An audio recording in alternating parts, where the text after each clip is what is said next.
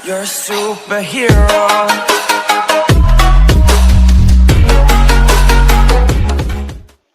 नमस्कार दोस्तों, welcome to my YouTube channel banking help. Digital payment system इन दिनों हर कोई अपना रहा है क्योंकि ये सबसे इजीएस्ट मेथड है। लेकिन आज भी चेक से पेमेंट या चेक से पैसा ट्रांसफर करने को एक कन्वीनियंट मेथड माना जाता है। जब भी कस्टमर बैंक में अकाउंट ओपन करते हैं तो डेबिट कार्ड और पासबुक के साथ साथ चेकबुक भी दिया जाता है।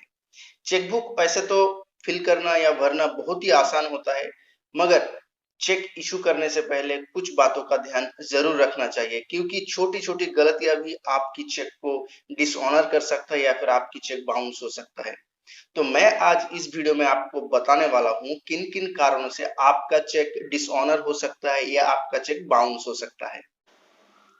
तो पहले जान लेते हैं डिसऑनर्ड चेक होता क्या है। जब भी कोई चेक पेमेंट के लिए या पैसा ट्रांसफर करने के लिए बैंक में प्रेजेंट किया जाता है और बैंक कुछ गलतियों के कारण उस चेक से पेमेंट या फिर उस चेक से पैसा ट्रांसफर करने के लिए मना कर देते हैं तो उस चेक को बोला जाता है डिसऑनर्ड चेक या बोला जाता है कि चेक बाउंस हो गया है। तो मैं अभी बताने वाला हूं कौन कौन सी ऐसा गलतियां है जिसकी वजह से आपका चेक बाउंस हो सकता है। तो पहला रीजन है इनसफिशिएंट फंड। अगर चेक इशूअर के अकाउंट में सफिशिएंट फंड अवेलेबल नहीं होता है तो उसका चेक बाउंस हो जाता है या फिर डिसऑनर हो जाता है। मान लीजिए चेक इशूअर चेक में 50,000 का अमाउंट लिखा है और वो पेमेंट करने के लिए बैंक में प्रेजेंट किया है। अगर उस टाइम उस चेक इशूअर के अकाउंट में 50,000 से 5 रुपीज या 10 रुपीज तक भी बैलेंस कम होता है तो वो चेक डिसऑनर हो जाता है या फिर चेक बाउंस हो जाता है। सेकेंड रीजन है मटेरियल ऑल्टरनेशन।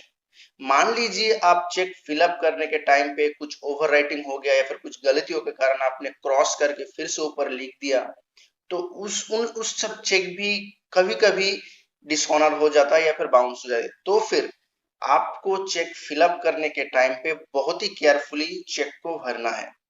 अगर आप चेक फिलअप करने के टाइम पे कुछ ऑल्टरनेट करते हैं, कुछ गलतियों को सुधारते हैं काट के या क्रॉस करके, तो वहां पे एक प्रोबेबिलिटी रह जाता है कि आपका चेक बाउंस हो जाएगा या फिर आपका चेक डिसऑनर हो जाएगा। थर्ड रीजन है इरेगुलर सिग्नेचर। जब भी कस्टमर बैंक में अकाउंट ओपन करने के लिए जाता है तो कस्टमर का सिग्नेचर बैंक अपने सर्वर में अपलोड कर देता है। तो जैसे ही चेक इशूअर अपने चेक को प्रेजेंट करता है बैंक में पेमेंट के लिए तब बैंक अपने सर्वर में जो सिग्नेचर है उस सिग्नेचर को और चेक का सिग्नेचर को क्रॉस वेरीफाई करते हैं। अगर इस दोनों सिग्नेचर में कुछ एनोमलीज रहता है, अगर ये दोनों सिग्नेचर मैच नहीं करता या फिर बैंकर अपने आप को सेटिस्फाइड नहीं कर पाता है इस दोनों सिग्नेचर को देख के तो वो आपका चेक रिजेक्ट कर सकता है या आपका चेक रिटर्न कर सकता है और जिसके कारण आपका चेक बाउंस भी हो सकता है। नंबर 4 रीजन है पोस्ट डेटेड चेक। पहले तो हम लोग जान लेंगे पोस्ट डेटेड चेक होता क्या है।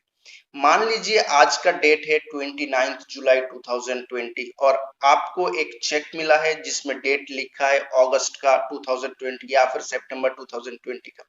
तो अगर इस तरह का चेक आपको मिलता है उस चेक को बोला जाता है पोस्ट डेटेड चेक जिसका डेट अभी तक आया नहीं। अगर उस टाइप की चेक आप बैंक में प्रेजेंट करते हैं तो आपका post dated cheque definitely dishonour हो जाएगा या चेक बाउंस हो जाएगा। फिर आते हैं स्टेल चेक। नॉर्मली जब भी बैंक चेक इशू करता है और आप जब भी चेक को प्रेजेंट करते हैं बैंक में कोई भी डेट लिख के तो उस डेट से लेके अगले 3 महीने तक वो चेक का वैलिडिटी रहता है। मान लीजिए आपने डेट डाला है 1 अगस्त 2020 तो अगस्त से लेके सितंबर अक्टूबर नवंबर 1 नवंबर 2020 तक आपका चेक का वैलिडिटी रहेगा। अगर कोई भी उस चेक को नवंबर 1 2020 के बाद बैंक में प्रेजेंट करता है तो उस चेक को डिसऑनर किया जाता है या फिर इन शॉर्ट आपकी चेक बाउंस हो जाता है। नेक्स्ट आते हैं फ्रोजन अकाउंट।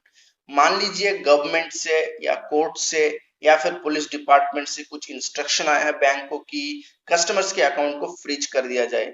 तो इन दैट केस अगर चेक इशूअर मतलब अपने अकाउंट से कोई भी चेक इशू करता है तो उस चेक से पेमेंट या फिर उस चेक से ट्रांसफर नहीं होगा और बैंक उस चेक को डिसऑनर कर देगा और आपका चेक बाउंस हो जाएगा।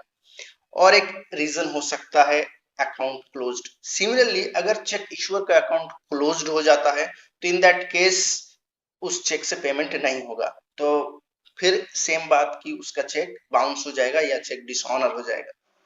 और लास्ट में और एक कारण हो सकता है स्टॉप पेमेंट। पहले तो जान लो तो स्टॉप पेमेंट होता क्या है। कभी कभी चेक इशूअर चेक इशू करने के बाद उसके मन में अगर कुछ ख्याल आता है कि नहीं, ये चेक जो मैंने इशू किया है गलती से कर दिया है, तो वो बैंक में रिक्वेस्ट करके उस चेक का पेमेंट स्टॉप भी करा सकता है। अगर कुछ इस तरह का चेक इशू करने के बाद वो बैंक में रिक्वेस्ट करके उस चेक का पेमेंट स्टॉप कराता है, तो बैंक उस चेक से पेमेंट या उस चेक से ट्रांसफर करने में रिफ्यूज करता है और उस चेक को डिसऑनर कर देता है और चेक बाउंस हो जाता है। तो ये था टोटल 8 कारण, जिन कारणों से आपका चेक डिसऑनर या आपका चेक बाउंस हो सकता है। तो जब भी आप चेक भर रहे हैं तो इन सब बातों को ध्यान पे रखिए और अपना चेक फिलअप करने के बाद ही बैंक में प्रेजेंट कीजिए। अगर आपका चेक डिसऑनर या बाउंस हो जाता है तो बैंक एक पेनल्टी भी चार्ज करता है। इसको बोला जाता है चेक रिटर्न चार्जेस। हालांकि ये चार्जेस हर एक कस्टमर के लिए अलग अलग हो सकता है, क्योंकि ये जो बैंक चार्ज अप्लाई करता है वो कस्टमर के ऊपर और कस्टमर की कैटेगरी के ऊपर डिपेंड करता है। अगर चेक इश्यूअर के अकाउंट से हर फ्रीक्वेंटली चेक बाउंस होता है या चेक डिफॉल्ट करते तो एक इम्पैक्ट उसके क्रेडिट स्कोर पे पड़ता है और क्रेडिट रिपोर्ट या क्रेडिट स्कोर उसका बहुत बुरी तरह से इम्पैक्ट होके स्कोर घट जाता है। हालांकि जब भी कोई चेक इशू होता है और वो चेक बाउंस होता है तो जो पेई है, मतलब जो बेनिफिशियरी है, वो चेक इशूअर के अगेंस्ट लीगल एक्शन भी ले सकता है। लेकिन यहाँ पे एक बात आपको ध्यान रखना है कि जो पेई है अगर उसको चेक गिफ्ट या डोनेशन में मिला है तो उसके अगेंस्ट वो केस नहीं कर सकता है। तो आज के लिए वीडियो बस इतना ही था। आई होप कि ये वीडियो आपको अच्छा लगा और ये वीडियो से आपको काफी सारी जानकारी मिली होगी। तो वीडियो को लाइक कीजिए, शेयर कीजिए अपने दोस्तों के साथ और अगर आप इस चैनल पे नए हैं तो चैनल को जरूर सब्सक्राइब कीजिए। मिलते हैं नेक्स्ट वीडियो में, तब तक के लिए थैंक यू, धन्यवाद।